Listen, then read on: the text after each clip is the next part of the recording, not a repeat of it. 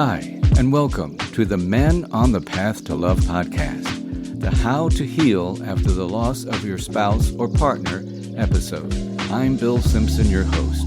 I coach men who are struggling in relationship, how to communicate effectively, build trust, and deepen intimacy so they can be the best version of themselves in relationship and live the life they love. One of my Facebook friends recently DM'd me. As a widow, she was basically asking me about how to move on after the loss of her husband. I wrote her back and tried to offer some comfort to her. And it made me think that this might be a good topic to cover, as sensitive as it is. So this is all about loss today, and if you find this to be too much for you, I certainly understand. And I certainly had my share of loss. Back when I was in my early teens, I experienced the loss of my mother from a heart attack. And my oldest brother, who was about 28 at the time, he died in a car accident within the same year. My mother had given custody to my father when I was around 8 years old and never had contact with her up until she died. So I had basically experienced her loss at 8 years old. And it wasn't until I was an adult and having gone through therapy that I was able to finally mourn those losses. Subsequently, I had lost my father, my stepmother, and other elderly relatives along the way as well. I also experienced the loss of my former radio partner and good friend, Brian Carter. He had died suddenly of a heart attack. And, we were like brothers from another mother. And I was devastated by the sudden loss of him. And I couldn't believe someone who had such a zest for life had been taken away. It was one of the hardest losses I had ever experienced. Now, as hard as that loss was, I can't imagine experiencing the loss of my wife. And I get a little choked up just thinking about it, right? I think back to when I was in my late teens, where one of my elderly cousin's wife had passed away. They had been married for decades, and the loss hit him hard. He was very depressed and had a hard time functioning in life without her. And after some time had gone by, he seemed to be doing better, and then we got the news that he tragically ended his own life. That's how devastating this type of loss can be. And again, although it's inevitable, I can't imagine losing my wife. So my heart goes out to you if you have lost your spouse or partner. And my reason for covering this topic is to offer some support as you navigate the healing process. I want to share Angel's story and his process after losing his wife Rosie to breast cancer. Angel and Rosie, not their real names, they had basically been inseparable since they met and fell in love in college. They had built an amazing life together, making a lot of their shared dreams come true. Needless to say, the news of Rosie's breast cancer diagnosis was life-shattering. Rosie had put up a fearless fight, yet she passed away, leaving Angel with a broken heart, confused, and almost without a sense of purpose. Angel felt a profound sense of emptiness, remembering how their home, once a place of warmth and comfort and joy, now seemed almost too quiet to bear. He missed Rosie's infectious laugh, her smile, and how she made everyone around her feel important. Well, the first step along Angel's path to his healing was to acknowledge his grief, that it was real. He allowed himself to feel his pain rather than stuffing it. He had the awareness that only by confronting his grief could he begin to heal. And as much as he knew to do this, it was extremely hard and overwhelming for him. And in having this overwhelming pain, Angel decided to get some help from a grief counselor. He learned to navigate his emotions and process his grief in a healthy way. Through therapy, he realized that healing grief and loss takes time, and it's a gradual process. So along with therapy, Angel was fortunate enough to have family and friends who really rallied around him. He was encouraged to join a support group for widows and widowers at his church. Being around others who had experienced similar losses was very helpful for him. And through sharing his experience and hearing other people's stories, he didn't feel so alone in what he was going through. One of his support group members talked about a memorial she had purchased to keep the memory of her late husband alive. She had bought a plaque to put on a bench in their favorite park. Angel thought that was a great idea and decided to create a small memorial in their backyard for Rosie.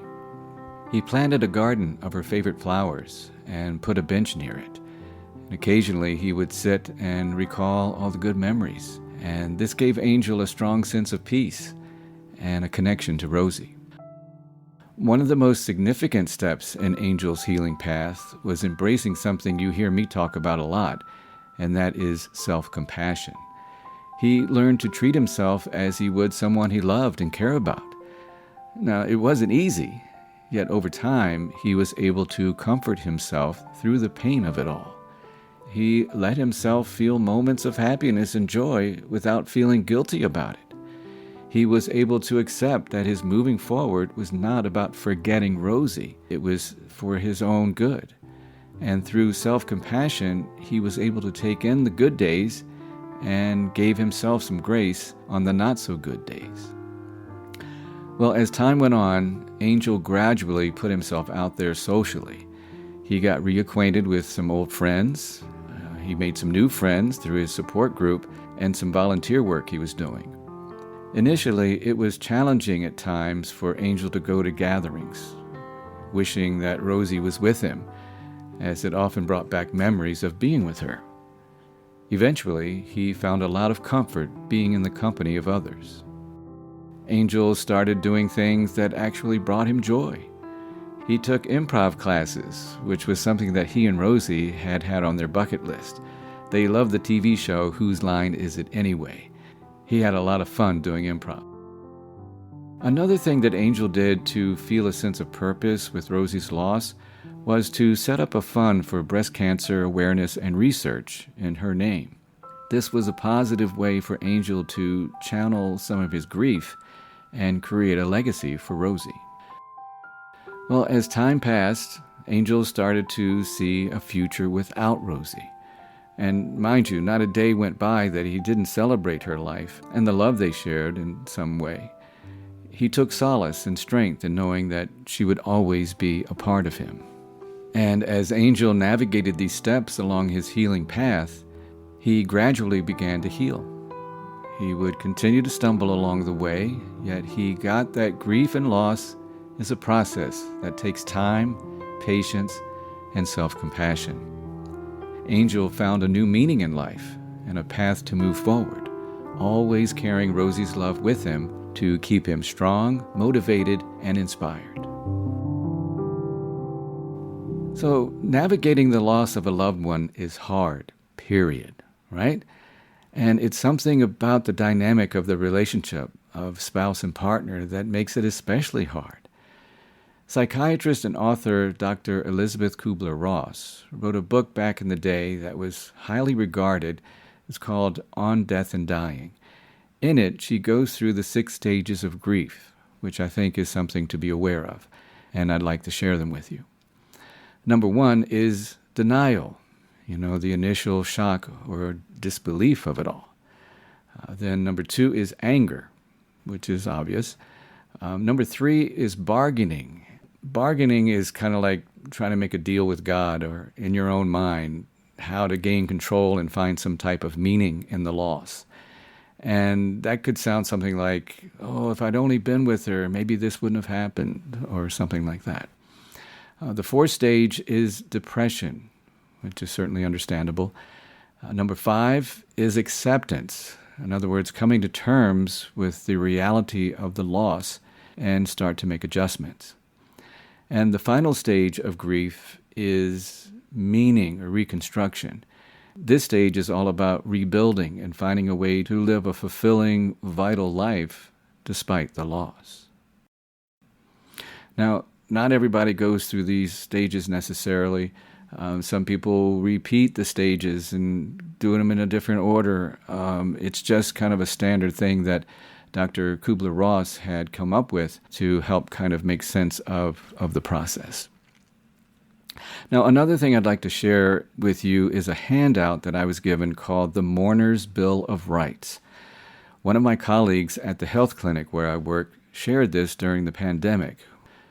A lot of our staff were experiencing loss, whether it was the loss of family, friends, or the patients that we served. So I'd like to read you these rights, and I don't know who to attribute to these as there was no author on the handout. So here you go. There are 10 of them. It says, the Mourner's Bill of Rights. Though you should reach out to others as you do the work of mourning, you should not feel obligated to accept the unhelpful responses you may receive from people. You are the one who is grieving, and as such, you have certain rights no one should try to take away from you. So here are these rights, and this is not to discourage you from reaching out to others for help, but to assist you in distinguishing useful responses from hurtful ones. So number 1, you have the right to experience your own unique grief. No one else will grieve exactly the same way you do. So when you turn to others for help, don't allow them to tell you what you should or should not be feeling. Number 2, you have the right to talk about your grief. Talking about your grief will help you heal. Seek out others who will allow you to talk as much as you want and as often as you want about your grief. If at times you don't feel like talking, you also have the right to be silent. Number 3, you have the right to feel a multitude of emotions. Confusion, disorientation, fear, guilt, and relief are just a few of the emotions you might feel as a part of your grief journey. Others may try to tell you that feeling angry, for example, is wrong. Don't take these judgmental responses to heart. Instead, find listeners who will accept your feelings without condition. Number 4, you have the right to be tolerant of your physical and emotional limits. Your feelings of loss and sadness will probably leave you feeling fatigued. Respect what your body and mind are telling you. Get daily rest. Eat balanced meals. And don't allow others to push you into doing things you don't feel ready to do. Number 5, you have the right to experience, quote, grief bursts. Sometimes, out of nowhere, a powerful surge of grief may overcome you. This can be frightening, but it is normal and natural. Find someone who understands and will let you talk it out. Number 6, you have the right to make use of ritual. The funeral ritual does more than acknowledge the death of someone loved. It helps provide you with the support of caring people. More importantly, the funeral is a way for you to mourn. If others tell you the funeral or other healing rituals such as these are silly or unnecessary, don't listen. Number 7, you have the right to embrace your spirituality. If faith is a part of your life, express it in a way that seems appropriate to you. Allow yourself to be around people who understand and support your religious beliefs. If you feel angry at God, find someone to talk with who won't be critical of your feelings of hurt and abandonment. Number 8, you have the right to search for meaning. You may find yourself asking, why did he or she die? Why this way? Why now?